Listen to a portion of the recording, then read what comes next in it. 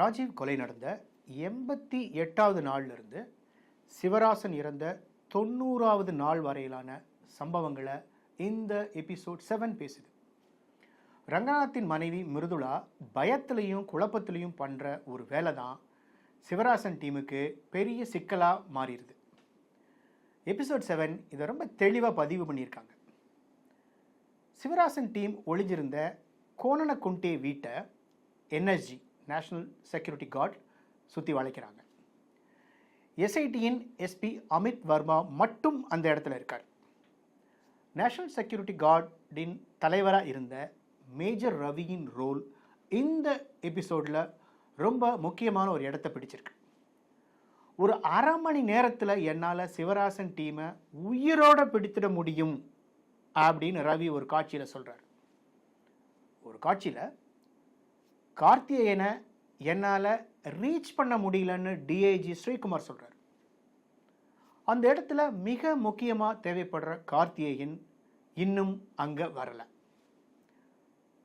ஃபோனில் அமித் வர்மா கேட்கும்போது என்ன ஹைதராபாத்துக்கு ஒரு முக்கியமான அசைன்மெண்ட்டுக்கு அனுப்பியிருக்காங்கன்னு கார்த்திகேயன் சொல்கிறார். அமித் வர்மாவோட சேர்ந்து இந்த எபிசோடை பார்க்குற ஆடியன்ஸான நமக்கும் ரொம்ப ஷாக் ஆகிடுது. ஏன்னா அதுக்குள்ளே இருக்கிற அரசியல் அர்த்தங்கள் ஆயிரம். மிருதுளாவையும் ரங்கநாத்தையும் வெளியே போக விட்டது, அதாவது சிவராசன் ஒளிஞ்சிருக்கிற வீட்டை விட்டு வெளியே போக விட்டது என்னுடைய மடத்தனம் என சுபா கிட்ட ஒரு காட்சியில் சிவராசன் கடும் கோபத்திலையும் ஒரு விதமான கழிவிறக்கத்திலையும் சொல்கிறார். ஒரு காட்சியில் கேப்டன் ரவியின் டீம் சிவராசன் டீம் இருந்து வீட்டை தாக்குறதுக்கு பெரிய பிளான் போடுறாங்க.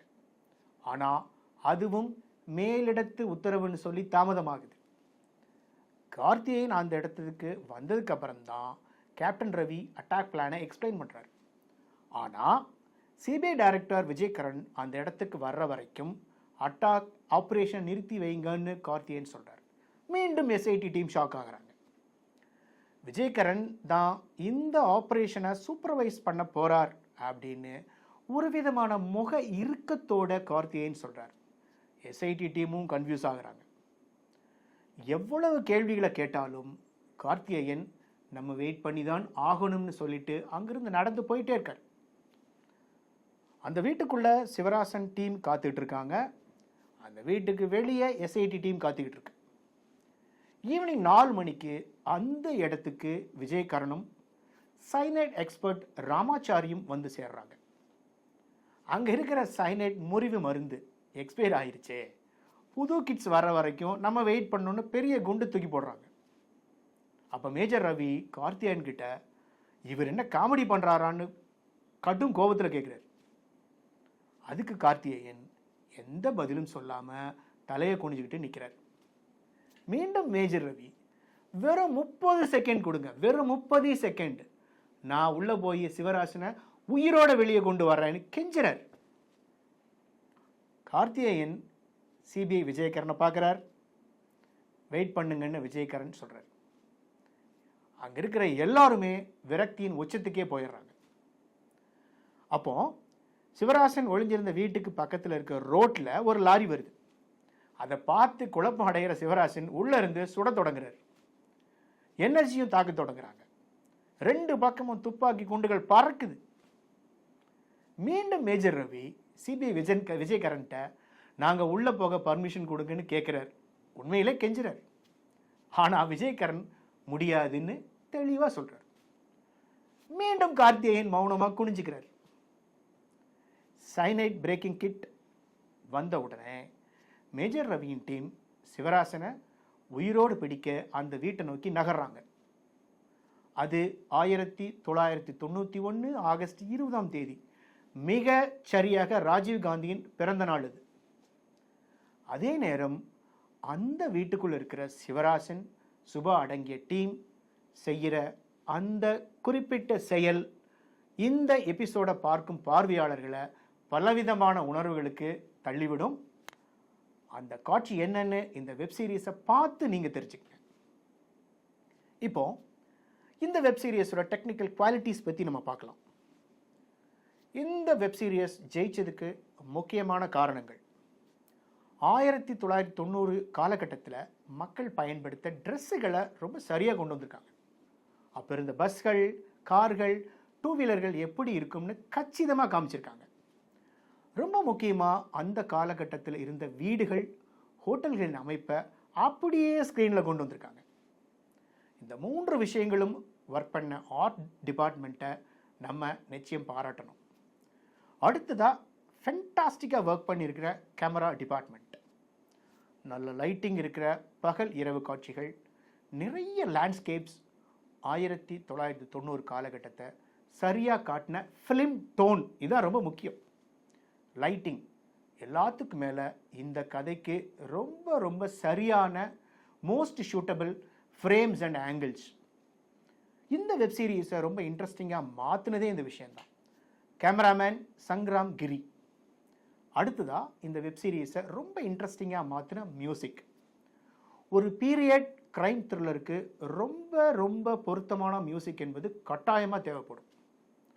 கிரைம் த்ரில்லர் ஜேர்னருக்கு தேவையான மியூசிக்கை இந்த 7 எபிசோடுக்கும் எஃபெக்டிவாக கொடுத்துருக்கிற மியூசிக் டைரக்டர் தபஸ் ரிலியா.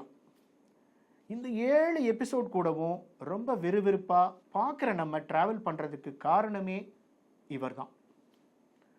இன்றைக்கி வர சினிமாக்களோட ரன்னிங் டைம்ங்கிறது 1.5 மணி நேரத்துல 2.5 மணி நேரம் தான். ஆனால் இந்த வெப் சீரிஸ் 6 மணி நேரம் ஓடுது. நிறைய நான் லீனியர் சீன்கள், வேறு வேறு காலங்களில் நடக்கிற சம்பவங்கள், நிறைய ட்விஸ்ட்டுகள் இருக்கிற ஒரு வெப் சீரிஸ்க்கு எஃபெக்டிவான எடிட்டிங் ரொம்ப ரொம்ப முக்கியம். அப்போ தான் ஒரு ஒழுங்கான ஆர்டரில் சீன்களை பார்த்து ஆடியன்ஸ் புரிஞ்சுக்க முடியும். இந்த விஷயத்தில் ஒரு இடத்துல கூட பிசிறு அடிக்காமல் தெளிவான சீக்வன்ஸுகளை கொண்டு வந்திருக்கிற எடிட்டர் ஃபரூக் ஹண்டேக்கர். தி எஃபிஷியன்ட் ஒர்க். இந்த வெப் சீரிஸ் இவ்வளோ பெரிய ஹிட் ஆனதுக்கு மிக முக்கியமான காரணம், இன்னொரு முக்கியமான காரணம், இதில் பிரமாதமாக நடிச்சிருக்க நடிகர்கள். என்ன ஒரு பெர்ஃபார்மன்ஸ்! ராஜீவ் கொலை வழக்கு விசாரணையில் சம்பந்தப்பட்ட நிஜ மனிதர்களை அப்படியே திரையில் நடித்து காமிச்சிருக்காங்க. Body language, dialogue delivery, walking style, eyes expressions, voice throw என நல்ல நடிப்புக்கு தேவையான எல்லாத்தையும் டேலண்டாக பண்ணியிருக்காங்க. டிஆர் கார்த்திகேயனா வர்ற அமித் சலால், அமித் வர்மாவை வர்ற சஹில் வைத், சந்திரசேகரா வர்ற அபிஷேக் சங்கர், ரகோ தமனா வர்ற நம்ம Bucks alias Bagavathi Perumal, major ரவியா வர்ற வித்யுத் கார்கி, சிவராசனா அசத்தி இருக்கிற ஷஃபீக் முஸ்தபா, தானுவா வர்ற ஸ்ருதி ஜெயன், நளினியா வர்ற அஞ்சனா பாலாஜி, சுபாபா வர்ற கௌரி பத்மகுமார், ராஜீவ் காந்தியா வர்ற ராஜீவ் குமார். இதில் நரசிம்மராவா வர்றவர் பேர் எனக்கு தெரியல.